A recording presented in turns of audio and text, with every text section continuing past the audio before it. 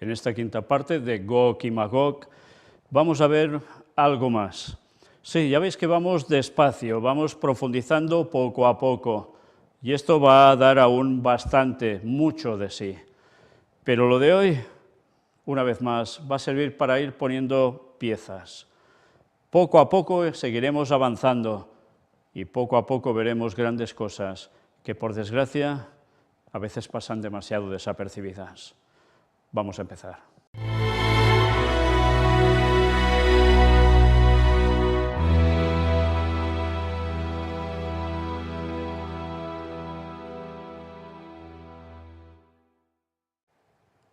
Pues en la continuación de hoy nos vamos a centrar a partir del versículo 7.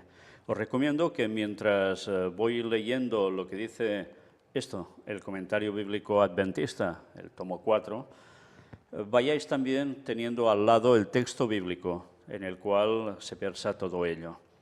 Esto servirá para coger un poco más bien los conceptos que solo leyendo la parte que ahora os voy a mostrar. En el versículo 7 nos habla en una palabra que dice prepárate. El profeta parece usar de ironía al animar a Gog a que haga todos sus preparativos bélicos y reúna a todas sus fuerzas a fin de que todos los enemigos de Dios perezcan juntos. Gog mismo ha de ser guarda de todo ese ejército para dirigir el ataque. En el versículo 8 dice, serás visitado, o en la Biblia de Jerusalén lo traduce como recibirás órdenes. El hebreo pakat puede traducirse también como pasar revista en Isaías 13:4 o ser llamado. También en el versículo 8 habla de al cabo de años.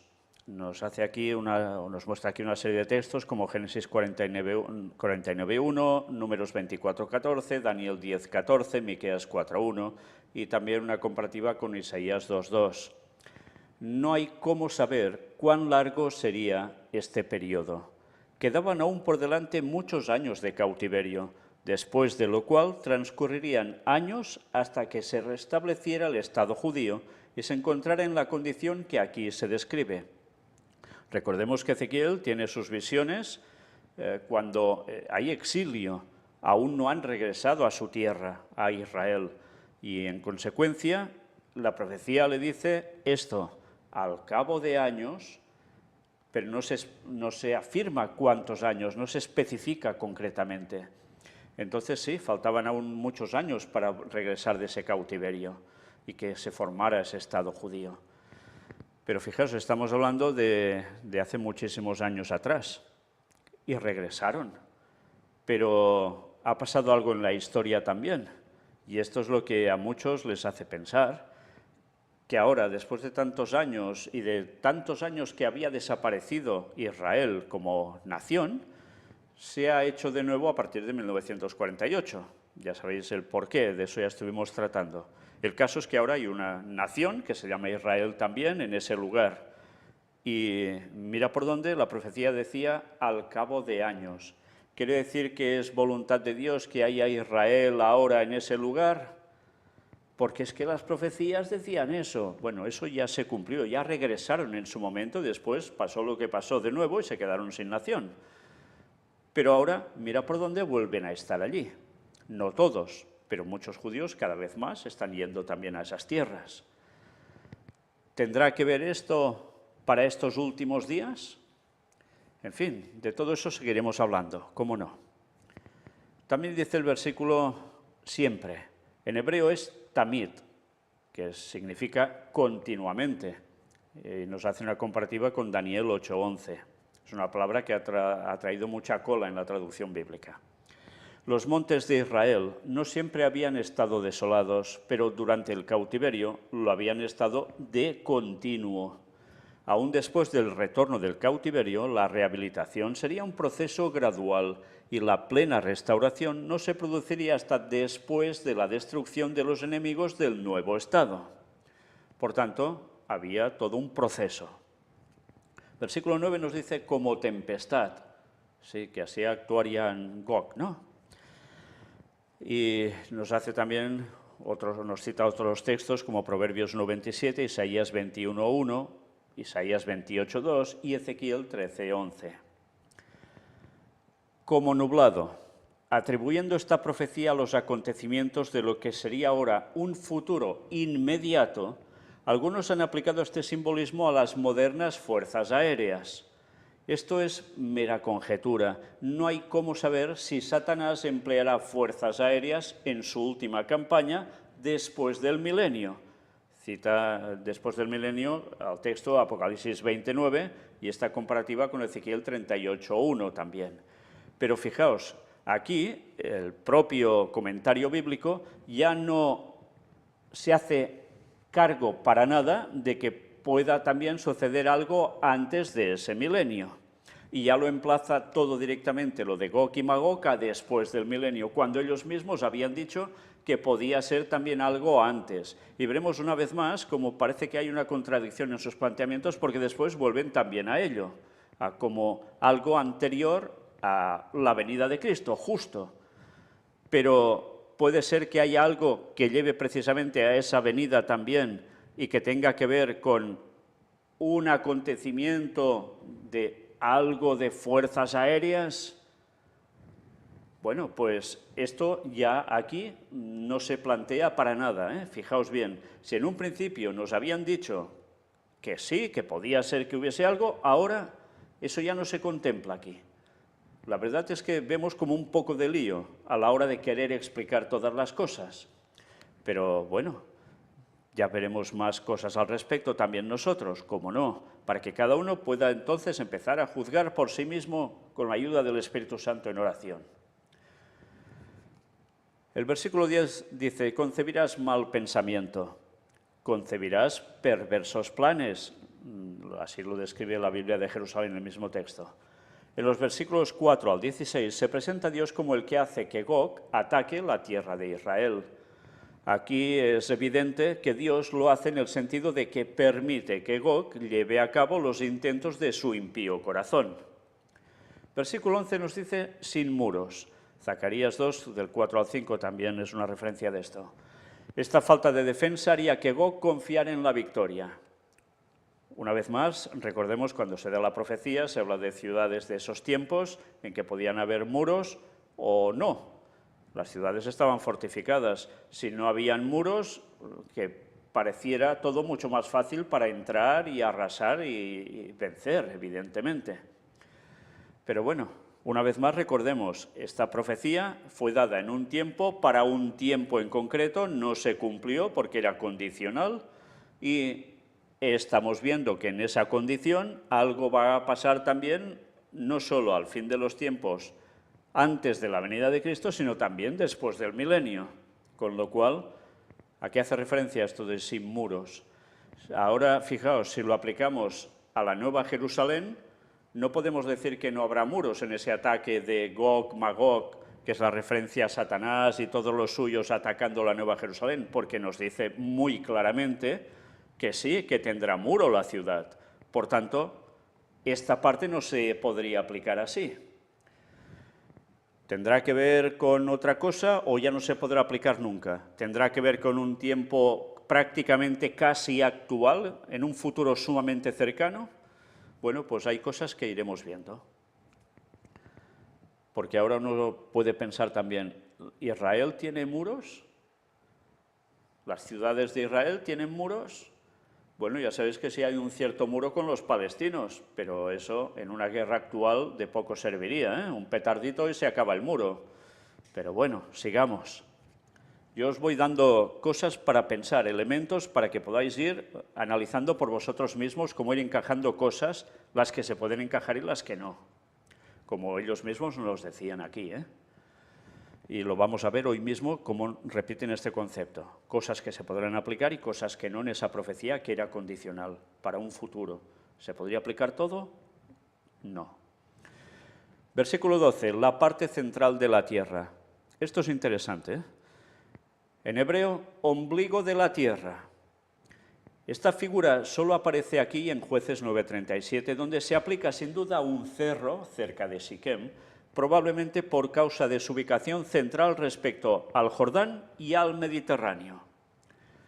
Aquí Palestina aparece como centro de la tierra, quizá en el mismo sentido en que se dice que Jerusalén fue puesta en medio de las naciones, en Ezequiel 5:5. Qué interesante, porque cuántas veces hemos dicho nosotros mismos que Jerusalén es el ombligo de la tierra, lógicamente Israel también. Pero aquí, cuando lees solo una parte de una versión como la Reina Valera 1960, te puede decir la parte central de la tierra, pero es que en verdad es el ombligo de la tierra, el ombligo del mundo. Y curiosamente, claro, entre el Jordán y el Mediterráneo, bueno, el Jordán, el Mar Muerto prácticamente, y el Mediterráneo. Fijaos, esto nos lleva a ningún pensamiento de otro profeta que era contemporáneo con Ezequiel, precisamente también en el cautiverio, y que hablaba de un lugar donde se iba a erigir algo entre el Mar Muerto y el Mar Mediterráneo. ¿Lo recordáis? Daniel 11, versículos finales. Por tanto, ya empezamos a ver, una vez más, cómo hay profecías que no vagan solas por la Biblia, sino que a su vez, dichas por otros profetas en otros términos, amplían o cogen matices distintos sobre la misma profecía. Y esto es sumamente importante tenerlo en cuenta, porque nos estará hablando Ezequiel, capítulo 38 en este caso, y en este versículo, de algo que también aparece en Daniel capítulo 11, en un versículo concreto del final. Cuidado, porque vemos que son dos profetas del mismo tiempo hablando de algo que tiene que ver con el pueblo de Israel. Y Daniel nos hace una cita sumamente importante en ese versículo, clarificándonos qué acontecería en ese lugar. Y mira por dónde esta profecía de Gog y Magog también va ubicada en ese mismo lugar. ¿De qué nos estará hablando entonces esto? ¿O no tendrá nada que ver una cosa con otra y es una simple casualidad porque es que Israel está en ese mismo lugar y ya está? Como antes. En fin. Ya sabéis que hay un lugar central y es el monte del templo. Sí, para otros conocidos como la explanada de las mezquitas. Bien, una vez más os voy dando pinceladas para que vosotros mismos vayáis pensando. El versículo 13 cita a Sabá. ¿Os suena esto? En la Biblia seguro que sí.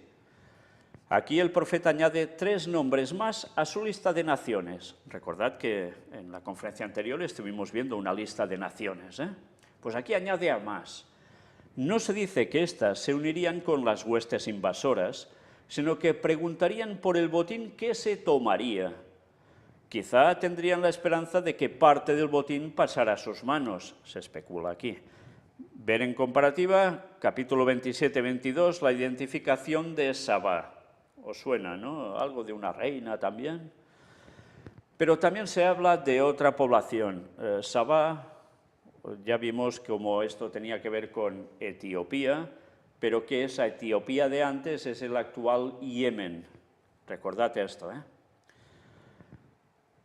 Dice que probablemente estos no participan de la guerra, sino que sencillamente preguntan por el botín que tomarían ese pueblo que baja del norte y que hace esos estragos.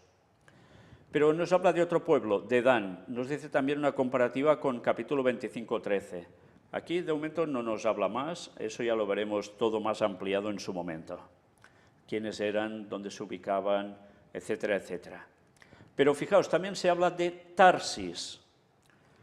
Se cree que habría sido la colonia fenicia de Tartesos en España. Se ha procurado identificar este lugar con países vecinos de Palestina, pero por lo que se dice en la Biblia, queda claro que Tarsis quedaba a alguna distancia allende el mar, o sea, muy lejos en el mar. Los minerales que se traían de Tarsis todavía existen en España. Tartesos parece corresponder bien con la descripción bíblica de Tarsis. Nos hace la comparación con Génesis 10:4. Es posible que los mercaderes de Tarsis fueran los fenicios. Pero que en definitiva es desde España, para entendernos hablando en el lenguaje actual, se preguntaría, ¿qué es lo que vas a buscar ahí? ¿Qué es lo que vas a hacer en ese lugar? ¿Cuál es el botín que quieres extraer de esa zona, de Israel? Qué interesante, ¿eh?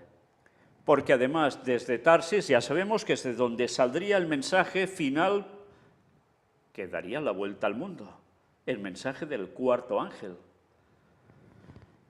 Curioso que también desde este lugar, desde este mismo lugar, se esté planteando esta cuestión. ¿Será que desde este lugar se preguntará también qué es lo que esa nación que ataca va a buscar, o ese complejo de naciones va a buscar en Israel? ¿Será también una contrarréplica al mensaje que se da desde Tarsis del cuarto ángel, salido desde esa misma nación, que cuestionarán ese ataque a ese lugar, o no? ¿O es que sencillamente hace referencia a que desde Tarsis se les pregunta a ese ejército que ataca ese lugar, ¿qué haces allí? Bueno, sigamos. Fijaos cuántas piezas para ir analizando, ¿eh? Por eso hablar tan rápidamente de lo que está pasando en Ucrania y Rusia es guerras y rumores de guerras y ya está. Qué precipitado resulta cuando podemos ir analizando texto a texto con la historia, lo que hay en la actualidad y lo que se puede llegar a venir. Por eso siempre os he de recordar, no miréis este tema solo, miradlo con las noticias de actualidad en relación con la profecía bíblica, miradlo en comparativa con los temas de preparando el gobierno mundial, y entonces iremos conociendo mucho más de lo que a simple vista parece que hay. El versículo 16 cita, cuando sea santificado en ti. En los versículos del 14 al 16 se repite en buena parte lo que ya se había dicho respecto de la apacible seguridad de Israel y de que Dios permitía que la poderosa confederación de Gog subiese contra su pueblo. El carácter de Dios estará plenamente vindicado en la destrucción de Gog. Así también cuando Satanás y la vasta multitud de los impíos sean destruidos al fin del milenio, la sabiduría, la justicia y la bondad de Dios serán plenamente vindicadas. De labios de todos los seres creados, ya sean leales o rebeldes, se oirán estas palabras: justos y verdaderos son tus caminos, Rey de los santos. Es el texto de Apocalipsis 15:3, que también aparece registrado en el libro del lenguaje del conflicto de los siglos, páginas 726 a 729. Evidentemente, esto tiene una aplicación para ese tiempo después del milenio, eso está clarísimo, pero también tiene connotaciones para antes. Hemos visto que en parte sí, que el lenguaje ya lo decía también, pero a su vez tiene que ver algo para un poco antes, porque cuando se hace esa aplicación que se dice para antes del milenio, muchas veces solo se quiere aplicar, que es la persecución contra el pueblo de Dios auténtico, el que sea fiel. Cuando ese ecumenismo a nivel interreligioso mundial, dominado por el Vaticano y auspiciado por Estados Unidos, imponga la ley dominical y vayan contra el pueblo de Dios que siga guardando fiel el sábado y toda la sana doctrina. Que no quiera entrar en el espiritismo tampoco, el tema de la inmortalidad del alma y todas esas cosas. Pero, ¿y antes de eso? ¿Va a haber también un conflicto que puede tener connotaciones de lo que aquí se ve? Ese es el planteamiento principal que también debemos tener. Versículo 17, de quien hablé. No existe ahora ninguna profecía anterior en la cual se mencione por nombre a Gog, ni necesitamos preocuparnos de que tal profecía se haya perdido. Vista en un sentido más amplio, la batalla que aquí se describe no es más que la culminación de la antigua lucha entre los poderes del mal y el pueblo de Dios.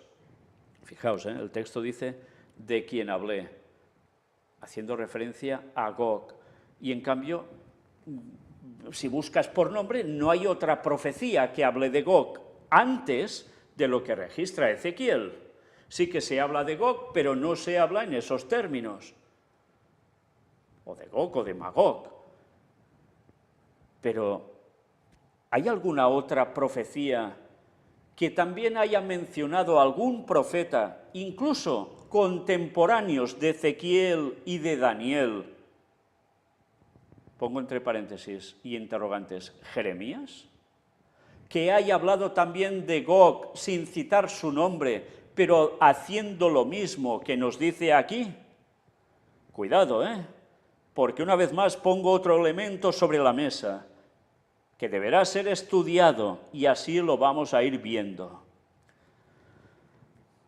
¿Alguien que hable del norte, atacando también la misma zona?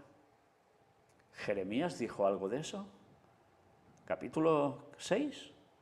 O, bueno, ya veremos, porque hay tantos elementos para ir añadiendo, analizando y comparando, que desde luego, una vez más he de decir, quien diga que estos son guerras y rumores de guerras y se acabó, debería ahondar un poco más.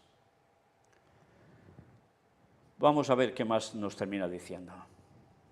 Respecto de esto, hay frecuentes menciones en profecías anteriores a que es el poder del mal contra el pueblo de Dios.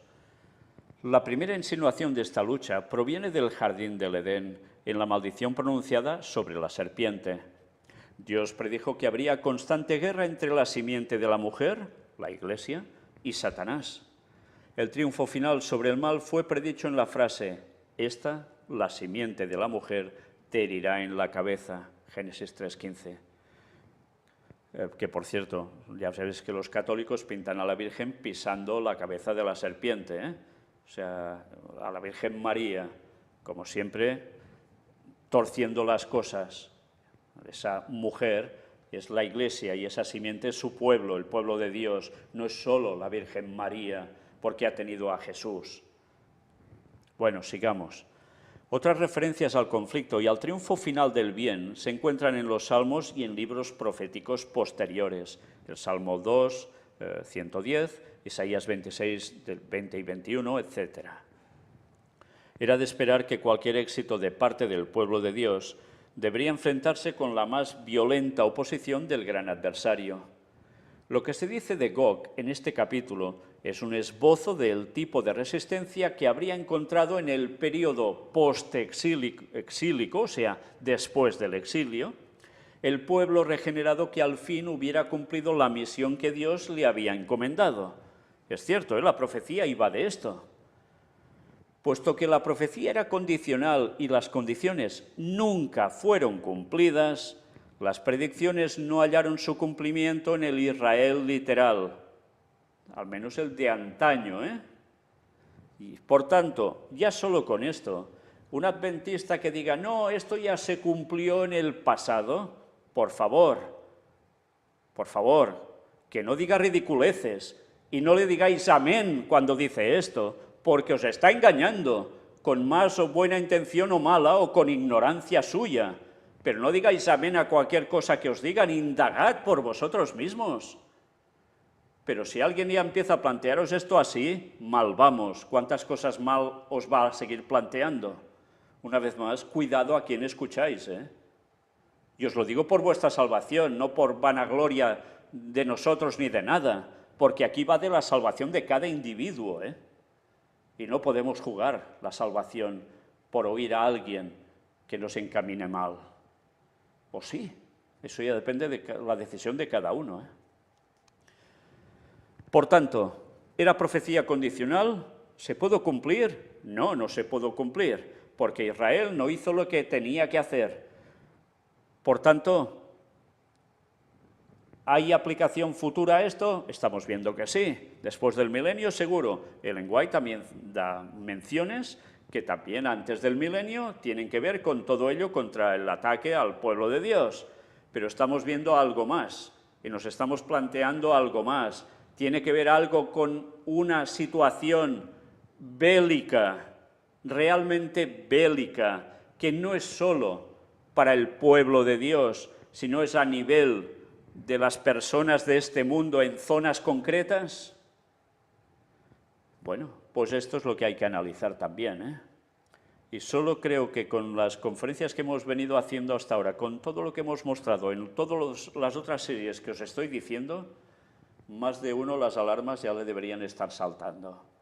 y si no le están saltando, tiene un problema de cables, de conexión. Sigamos viendo qué más nos dicen. Tampoco es posible proyectar al futuro todos los detalles a fin de que se cumplan entonces. ¿Por qué? Solo aquellos elementos proféticos reiterados más tarde por autores inspirados han de aplicarse en el futuro. Y cita las páginas 38 o 40 y la comparativa con el versículo 1. Una vez más, solo aquellos elementos proféticos reiterados más tarde por autores inspirados han de aplicarse en el futuro. Pero solo los de más tarde y los contemporáneos, de Ezequiel me refiero, que también versaban sobre lo mismo. Tampoco podían tener aplicación para ese entonces, podrían llegarla a tener para más adelante. Pero acordaos, pensemos, ¿quién escribe antes su profecía, Ezequiel o Daniel? Me refiero a la profecía de Daniel 11, versículos finales. Cuando Daniel está escribiendo esa profecía, Daniel ya es anciano. ¿Ezequiel escribió esto? Bueno, pues comparemos también el tiempo entre uno y otro. Pero nos queda clarísimo, por todo lo que hemos podido mostrar sobre Daniel 11, versículos finales, que toda esta situación que empezó en el famoso 11S de 2001 no ha parado ni parará y seguirá, y allí nos hace mención de muchas cosas. Y cualquier persona que piense un poco, compare un poco, se da cuenta que realmente hay una equiparación también entre esta profecía, como hemos visto y os he mencionado hace un rato, con Daniel 11, versículos finales. Por tanto, sí, quizás no se cae en cuenta o no se tiene en cuenta que incluso hasta los profetas contemporáneos de Ezequiel, como podía ser Jeremías, o el mismo Daniel, que quedó tan claro lo que iba a acontecer en los tiempos finales, sí tendrían ciertas cosas a aplicación de esta profecía de Ezequiel 38 y 39 sobre lo que ya estaba pregonando Daniel capítulo 11, versículos finales para el tiempo justo antes del retorno de Cristo. O sea, nuestros días. Nuestros días. Da que pensar, ¿no? Bien, sigamos. Y recordad que Ellen White dijo algo muy claro. Deberíamos estudiar profundamente que Daniel y Apocalipsis, porque van unidos. Pero también nos dijo algo, que deberíamos conocer el qué. Daniel, ¿qué capítulo? ¿El 11? Sí, claro, por supuesto, porque está dentro de todo el libro de Daniel. Pero también nos habló del capítulo 12. Y ahora aquí os he soltado algo que aún no hemos mostrado y que mucha gente nos ha preguntado, ¿pero qué es en verdad Daniel 12? ¿Es ya solo una cuestión del pasado o es algo más? Bueno, pues en su momento hablaremos de ello. Y creo que el tiempo se empieza a acercar para poder tratar de ello. Porque hay algo que debemos tener en cuenta. Estamos analizando Ezequiel 38 y 39. Pero Ezequiel termina de escribir sobre profecías en el capítulo 39 o escribe algo que va unido a todo esto a partir del capítulo 39. Supongo que ahora correréis a buscar vuestras Biblias si no recordáis que escribe a partir del capítulo 40.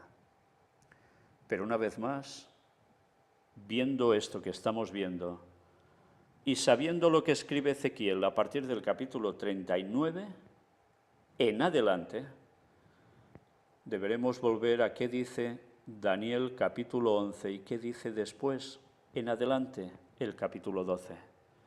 Porque entonces empezaremos a vislumbrar a qué hacía referencia Daniel capítulo 12. Hasta aquí no digo más. Ya seguiremos con eso, mientras sigamos con lo que ahora estamos. El versículo 18 dice, subirá mi ira, refiriéndose a Dios. Se llaman antropomorfismos aquellas figuras que atribuyen a Dios atributos humanos. Dios describe sus actos con frases que resultan conocidas para los hombres. En realidad, Dios está muy por encima del razonamiento humano. Isaías 55:8 dice: «Mis pensamientos no son vuestros pensamientos, ni vuestros caminos mis caminos, dijo Jehová». El versículo 19 dice gran temblor. Y atención ahora a lo que iremos viendo. Aquí hay un detalle al cual llaman la atención los autores del Nuevo Testamento. Hablan de terribles convulsiones naturales que precederán a la venida del Hijo del Hombre. Jesús habló del bramido del mar y de las olas, y de los hombres que desfallecerían por el temor y la expectación, no tanto por causa de alguna amenaza militar, sino porque la naturaleza parecería estar totalmente alterada. Y cita donde habla Jesús, Lucas 21, versículos 25 y 26, y también la descripción que se da en el conflicto de los siglos, página 693 de todo esto. Sí, algo que no solo es guerras, también por otras cosas la gente va a estar, ya veis cómo, y de esto hemos tratado también. Juan el Revelador presenta una descripción más viva de los grandes cataclismos del mundo natural, en Apocalipsis 16, del 18 al 20. Los hombres siempre han dependido de la naturaleza. Hasta donde se sepa, ni una vez en el largo transcurso de la historia del mundo, salvo en relación con lo que se registra en Josué 10, 12 y 13, y Segunda de Reyes 20, del 8 al 11, ha dejado el sol de hacer su recorrido normal. Ya sabéis que en esos textos el sol altera su situación, su recorrido, pero solo se registra así, y ahí, en ningún otro lado. Siempre todo ha sido igual, a excepción de esos momentos. Toda ley natural siempre ha operado con plena regularidad. Los hombres han confiado en la permanencia de esas leyes, olvidando a aquel en quien todas las cosas subsisten, Colosenses 1:17. En lugar de Dios, han elegido al ídolo de la ciencia, que es en verdad el Dios de este siglo, que esto lo escribe Pablo en 2 Corintios 4:4. El gran temblor en el mundo natural les hará reconocer la terrible realidad de que el Dios a quien han elegido, el príncipe de la potestad del aire, Efesios 2:2, no tiene poder sobre los elementos. Bueno, esto habría que matizarlo, porque la propia Ellen White deja claro que sí tiene poder sobre los elementos porque conoce el laboratorio de la naturaleza y sabe cómo causar desgracias. Otra cosa es que tenga tantísimo poder como Dios para hacer lo que nos dice el texto bíblico. Por tanto, hemos de matizar esto. Sin embargo, pretendió tener una posición y un poder iguales a los del Hijo de Dios, comparativa con Ezequiel 28:13, y afirmó que si se le diera la oportunidad de hacerlo, ejercería sobre el mundo un dominio más equitativo que el que ejercía Cristo. Esto es lo que dice Satanás, o decía Satanás. Se le ha dado una oportunidad de realizar esa demostración. Ahora, en medio de una tierra tambaleante, todos los hombres ven la falsedad y la arrogancia de sus pretensiones y descubren, aunque demasiado tarde, que el tiempo de gracia se ha acabado para siempre. Sí, hay una descripción de lo que pasará con la tierra físicamente. Ya sabéis, cuando venga Cristo, gran terremoto, las islas van a desaparecer, los montes irán de aquí para allá tambaleándose y tantas cosas más. Satanás, aunque tiene poder, no puede llegar a hacer todo esto. Y aunque tiene poder y conocimiento científico que le ha transmitido a ciertos hombres de ciencia para generar las mil y una barbaridades también a nivel climatológico, atención a lo que digo, y de terremotos, recordad las primeras conferencias de la serie El Gran Engaño, cómo demostramos que eso es cierto, que lo pueden hacer, y cómo la ONU legisló en 1978 para que eso no se hiciera, y firmaron prácticamente todas las naciones del mundo, incluida Tarsis, España, pero resulta que eso se lo han tomado o se lo han pasado a la torera. Se lo han saltado y han seguido haciendo eso. Por tanto, cuando se habla de cambio climático y de según qué desgracias, cuidado, porque no todo es porque contaminamos nosotros. Hay algo más que tienen ciertos ejércitos en la tierra, ciertas naciones, y eso lo mostramos y demostramos. Por tanto, sí, Satanás tiene un gran poder y puede hacer eso por él o por por gente a quien les ha dado ese conocimiento. Recordad Nikola Tesla, ¿eh? Pero ¿puede llegar a hacer todo esto tan brutalmente como va a pasar? No, no puede. Eso lo puede hacer solo el Señor. Versículo 21, la espada de cada cual. Esto también sucederá durante el tiempo de terrible desilusión, cuando las multitudes descubran que sus dirigentes religiosos las han engañado y con furor se vuelquen sobre ellos. Las espadas que debían servir para destruir al pueblo de Dios se emplean ahora para matar a sus enemigos. Por todas partes hay luchas y derramamiento de sangre. Esto lo escribió Lenguay en El conflicto de los siglos, página 714. Pues esto de las espadas que van a servir para destruir al pueblo de Dios, se emplean para matar a sus enemigos. Recordad, no solo son la gente que va a ser enfadada por darse cuenta que lo han engañado, que se rebotan contra el Vaticano, bueno, el Vaticano ya no estará en sí, estará en otro lugar, estará en Israel, pero es igual contra los suyos. Tampoco es solo que se reboten contra los líderes protestantes. Recordad, todos aquellos, incluso adventistas, que han despreciado el mensaje del cuarto ángel, ¿a quién se van a añadir entonces? Habrán caído en el gran engaño también, con la aparición de Satanás haciéndose pasar por Cristo. Como habían rechazado la verdad, Dios les envía una mentira y se lo tragan y caen hasta elegidos. Entonces, ¿a quién se van a unir esos? Son los que la profecía, como ya vimos, habla también de que el hermano entregará muerte al hermano. No solo es cuestión de ser de la misma sangre, de familia, sino de familia cristiana, de iglesia, de denominación.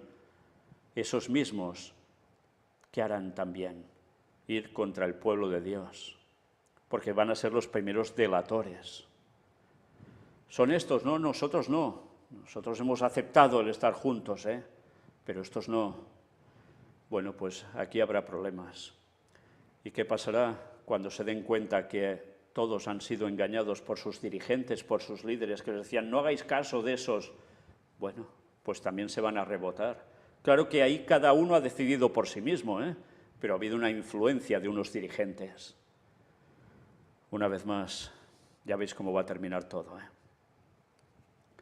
Pero hay más, nos dice, tal como se registra en el Antiguo Testamento, en numerosas ocasiones Dios liberó a su pueblo haciendo que sus enemigos combatieran entre sí. Jueces 7:22, 1 Samuel 14:20, 2 de Crónicas 20, del 22 al 24. Y así va a volver a suceder antes del retorno de Cristo. Pero sigamos viendo. ¿Esto va a ser solo antes del retorno de Cristo? No. Recordemos también que al final, ¿qué va a pasar? Y el lenguaje lo describe muy gráficamente.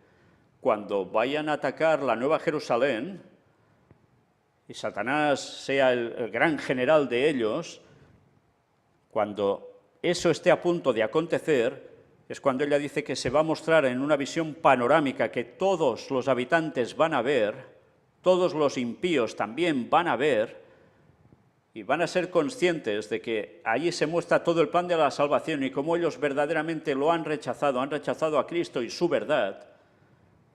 ¿Y qué van a hacer? Van a doblegar todos su rodilla ante Dios y reconociendo que Dios es justo por la destrucción que va a tener sobre ellos. ¿Y qué van a hacer? ¿Rebotarse contra Satanás y sus ángeles? Sí, pero también contra todos sus dirigentes que los han llevado hasta esa perdición. Y es cuando en esos momentos, ¿qué sucede? Desciende algo del fuego, de fuego y azufre, que destruye totalmente a los impíos, y eso es el infierno. Y mirad cómo continúa precisamente esto. En el versículo 22 nos habla de piedras de granizo. Este acontecimiento corresponde con el granizo de la séptima plaga, cuando caerán piedras de como un talento de peso, unos 30 kilos o 25 como mínimo, para aumentar la destrucción ya realizada. Se cita Apocalipsis 16, 21. Es posible que el fuego haya su equivalente en los relámpagos de Apocalipsis 16, 18. Esta profecía se aplica al final de la historia del mundo de la siguiente forma, y cita el conflicto de los siglos, página 695. Fieros relámpagos rasgan el cielo con fragor, envolviendo a la tierra en claridad de llamaradas. Bueno, pues sí, todo esto que veis que va a ser al fin después del milenio, también va a acontecer en una de las plagas finales, de las 7 plagas finales, cuando el pueblo de Dios esté siendo perseguido. ¿Y de qué modo?